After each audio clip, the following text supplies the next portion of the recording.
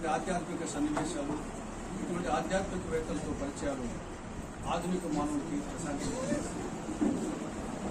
అటు భాగవత సప్తాహం.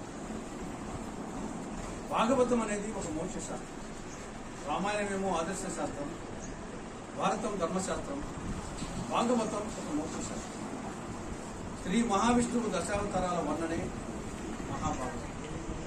ధ్రువుడు, ప్రహ్లాదుడు, ముచుకుందుడు, అంబరీషుడు, కుచేలుడు ఇటువంటి భాగవతోత్తముల కథల ద్వారా ఆధ్యాత్మిక జ్ఞానాన్ని ప్రసాదించే మోక్ష శాస్త్రం భాగవతం.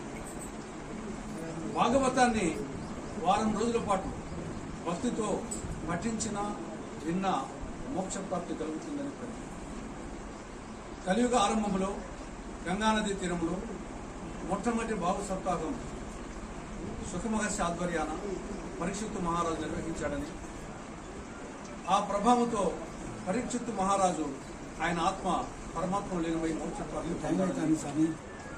అటువంటి పవిత్రమైన మహత్తరమైన భాగవత సప్తాహం కార్యక్రమాన్ని దంతలపల్లె శాఖ వారు 540 భాగవత సప్తాహ కార్యక్రమాలు చేయడం జరిగింది. ఇది ఒక రికార్డు. 540 భాగవత సప్తాహ కార్యక్రమాలు.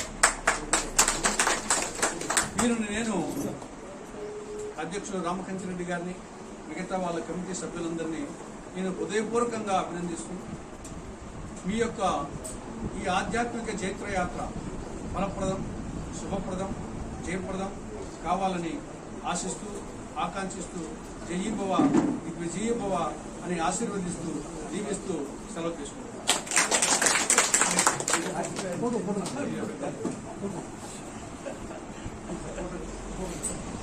భాగవతంలో మొట్టమొదటి వాక్యం